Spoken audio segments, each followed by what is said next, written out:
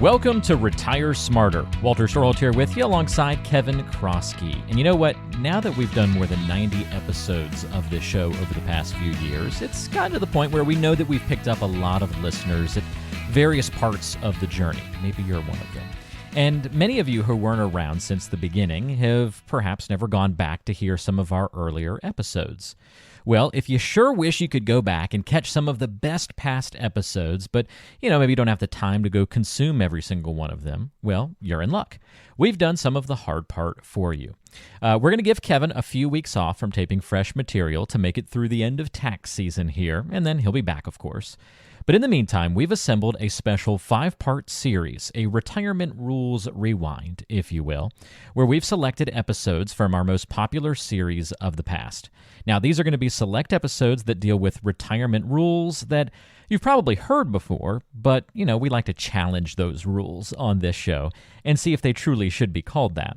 So we're going to touch on subjects over the next 5 episodes that relate to everybody's retirement planning.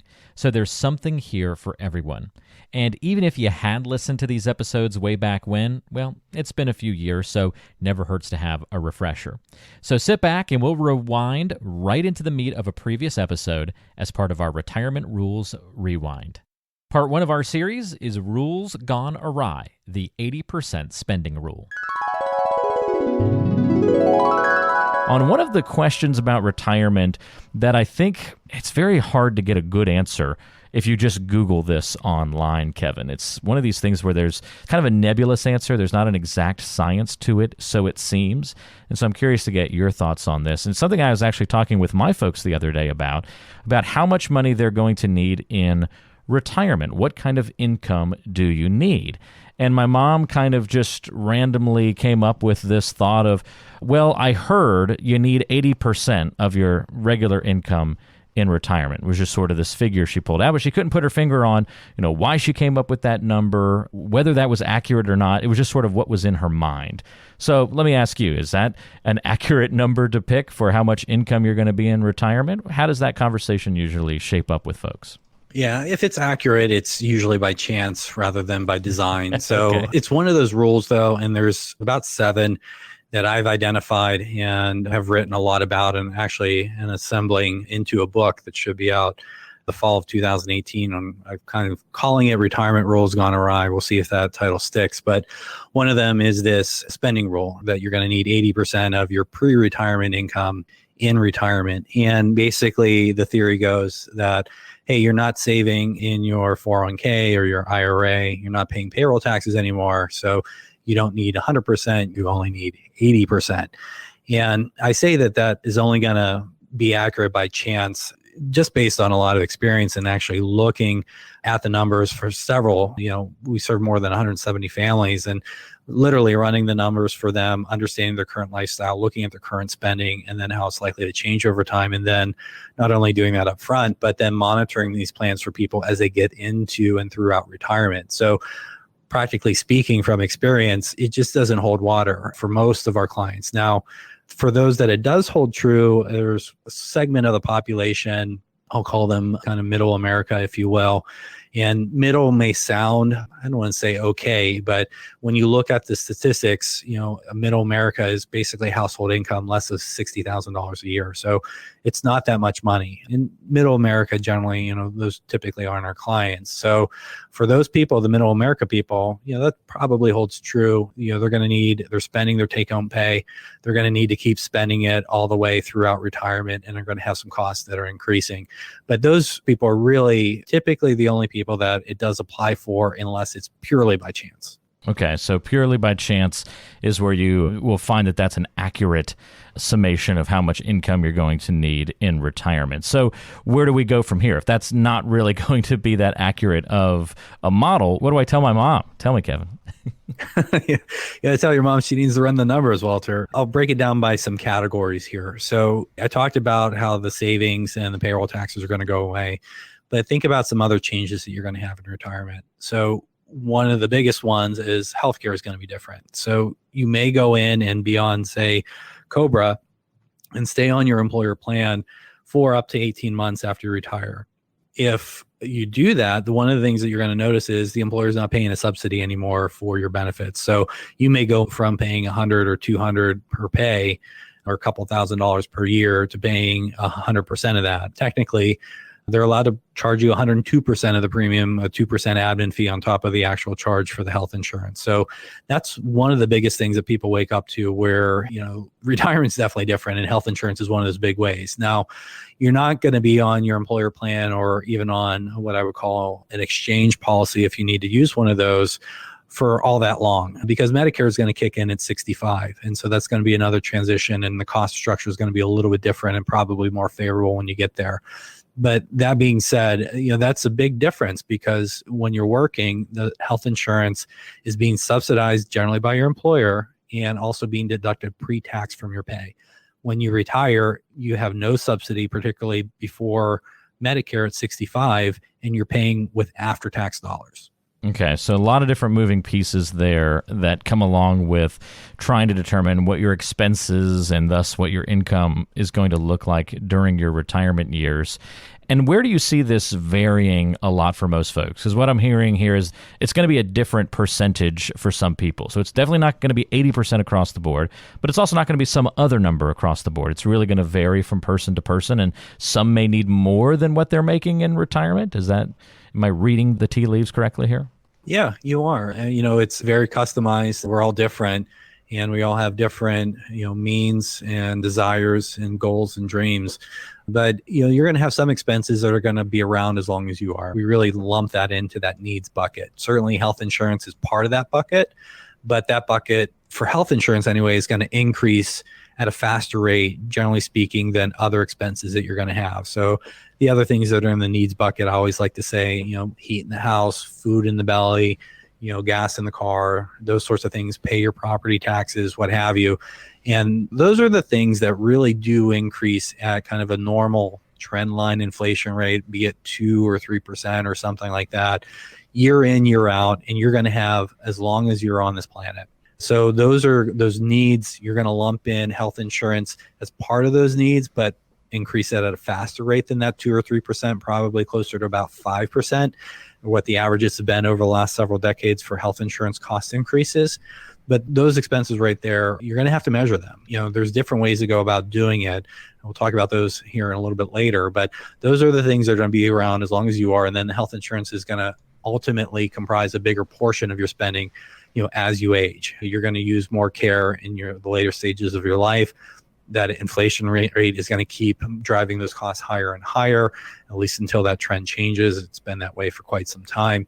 But then outside of those needs and outside of those expenses that are going to be around as long as you are, you're going to have some other things that are going to trail off over time. Certainly when you retire and have all this pent up demand for going and doing fun stuff that maybe you didn't have the time or the energy to do while you were working, maybe you're going to go and you're going to travel a lot more. We have a lot of clients that will actually have a few different travel goals in their plan. One of them may be a much higher travel expense in their 60s and start paring it back in their 70s, and maybe it's just going to Florida in their 80s or something like that. Others, may have periodic goals for a big 50th wedding celebration or a wedding for their daughter or for their son, or maybe there's some sort of bucket list trip that they want to do, or maybe they want to do a bucket list trip every other year or every third year in addition to regular travel that they do.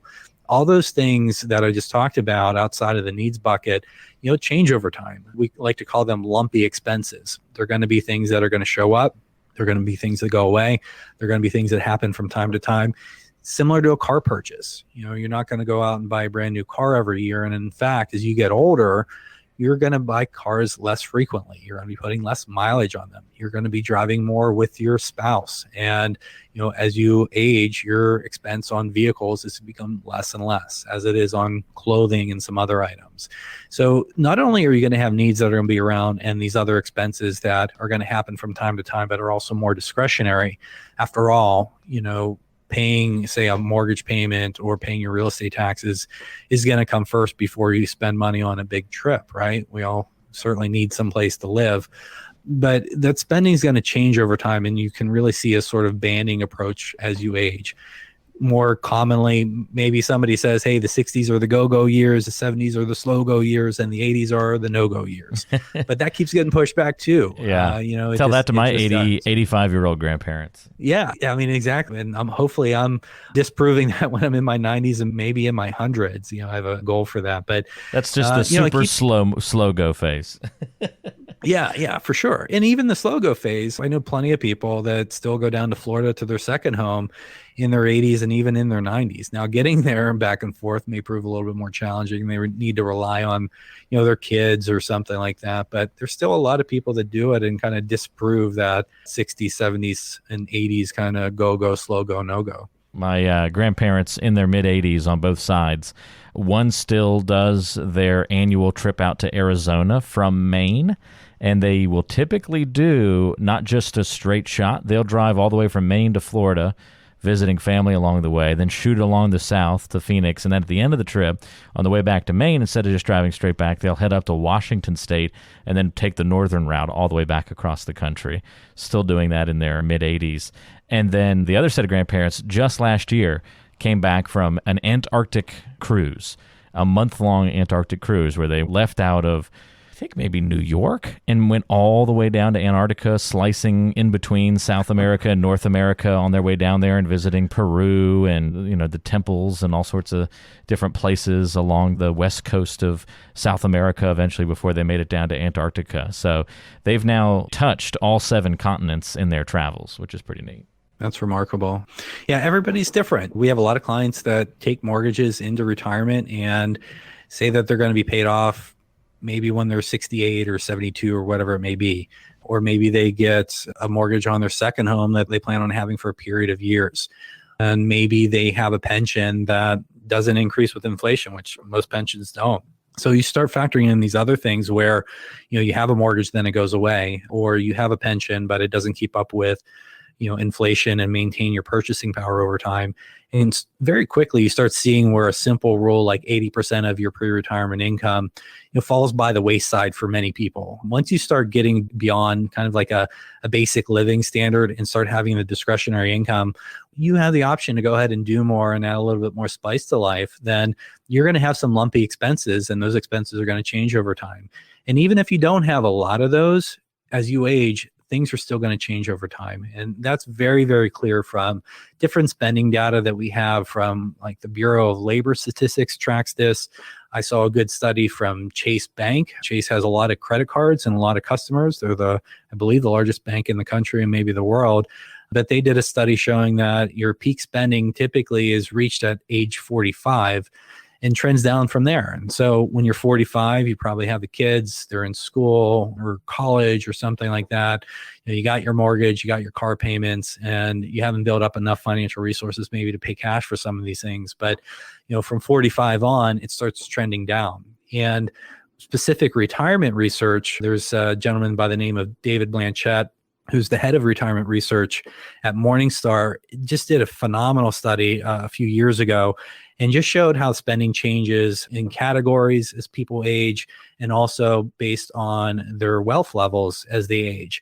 And one of the things that applies to a lot of the clients that we serve is, say a high income retiree as they go through their 60s, 70s, and 80s, even as they're slowing down, maybe they're not spending as much money on themselves for their own experiences, their own travel, or taking, family on a family vacation or whatever it may be. Their spending may be similar or even the same, but the character of it changes. They're giving more money to charity. They're maybe giving money to their grandkids' education when they're in college. They can see with the benefit of hindsight that, hey, my financial life plan, my retirement plan, my investment plan worked out really well. I'm good. I'm going to have more money. Some of this money that I have is going to be leave on money. I'm okay to start doing some of this. So when you actually look at their spending, even if it's the same, the character of it has changed. And I would say when you look at something like that, we would put that in the more discretionary bucket. Nobody that is 55 or 60 or 65 that we're doing retirement plans for typically is going to tell us that I want to make sure that I work long enough to put all my grandkids through college when I'm in my 80s and they're going to be in college. No, they're going to say, hey, these are the goals that I have. I want to go ahead and preserve my lifestyle, have some fun, do some more trips, do this, do that.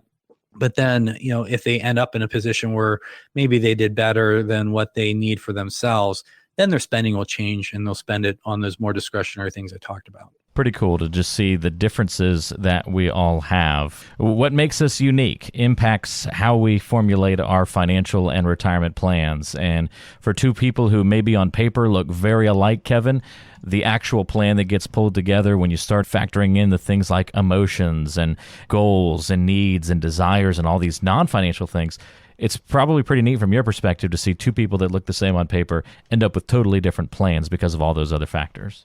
Yeah, everybody's different. And I mean, that's one of the cool things about, just working with people, getting to know them and getting to understand them, and then, tailoring the advice to them. One of the other things that I think is just, I really like is if you really understand this numbers aspect that we're talking about, the spending, not only being able to measure how much you're spending today, which frankly, we haven't really even dove into on how to do that. That's probably the most difficult part of financial planning, something that we'll pick up in a future conversation, but really how it's going to change over time. One of the things that Blanchett found in his article, and we found this in practice, over the years that we've been doing this and helping clients, is that if you actually can go ahead and model how spending is likely to change over time and not only understand it today, but then take it forward throughout retirement, typically what you're going to find is people are going to be able to retire about 2 or 3 years sooner than if all that they did was understand what their current spending is and project that forward in a straight line fashion. Let me say that again. If you understand how to go ahead and model how spending is likely to change for you over time, starting with how much you're spending today, usually you'll find that you can retire 2 to 3 years sooner than if all that you did, which is understand your spending today and project it forward on a linear fashion, which if anybody's doing planning, it's pretty good starting point right there. But most people just kind of come up with, say, well, I think I'm spending this, and they certainly aren't doing any sort of adjustments for how spending changes as you age. I think those are good thoughts, Kevin. We've covered a lot of ground in today's podcast, I think, as we've kind of broken down this mentality of, another one of those retirement rules gone awry. Like you said, there's a lot of those, one of them being that 80% of my income is what I'm going to need in retirement. Other than the fact that that's wrong, unless you're lucky, that's not going to be probably the right answer for you. What should be our other biggest takeaway from the podcast today? What's the final point we should kind of let linger in our minds a bit? The rules, these retirement rules, this being the first one that we're going to talk about and several more over the coming weeks, they may apply to you, but it's only by chance. You really do have to run the numbers, understand your own situation, and make the most out of what you have. Giving mass financial advice, similar to what Susie Orman or Dave Ramsey tries to do, may be well-intentioned, but generally misses the mark for most people, particularly the kind of people that aren't, middle America, that do have fairly well-paying jobs, that have been able to save a lot and do have discretionary income. That advice, Susie Orman, Dave Ramsey advice for those people is definitely going to miss the mark, or if it does hit it, it's only by a slim chance that it is the right advice for them. So you really do need to understand your own situation. If it's something that you don't feel comfortable doing, or you're doing it, but you're not sure if you're doing it right or what you're missing, then that's really where you need to go ahead and find a good professional that can give you that second opinion and make sure that all the dots are connected for you.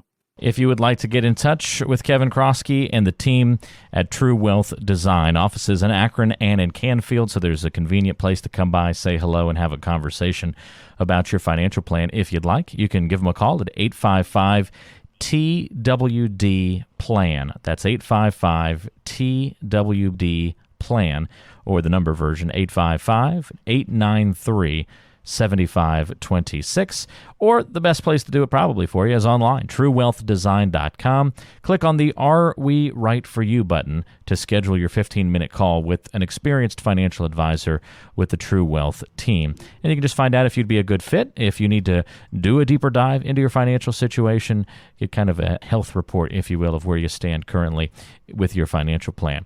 That's truewealthdesign.com, the place to go to learn more information about Kevin and the team, listen to past podcasts, read the blog, check out all sorts of great information there on the site as well. Kevin, thanks for the help. As always, I guess good luck to the Steelers this season. I don't know. It's kind of hard to say that. But for you, I can wish that luck, I suppose. Well, I hope Cleveland goes 14-2 with their 2 losses to Pittsburgh, and everybody will be pretty happy. There you go. I like that. Always towing that line, I see already. What happens when they meet in the playoffs, though? Oh, I don't know if you can use that stipulation, though. Well, it did happen since the Browns returned after not having a team for a short period of time. They did meet in the playoffs. I can't remember, it was 0-2 or 0-3, and the Steelers did come out victorious. So I think that's the ending I would prefer to see again. There you go. We're getting you in all sorts of trouble with the Brown faithful here on the Retire Smarter podcast. So we'll take that as our cue to go ahead and end it before we stick our foot in it anymore, right? Smart man. For Kevin Kroski, I'm Walter Storholt. Thanks for joining us on today's edition of Retire Smarter, and we'll look forward to talking to you on the next one.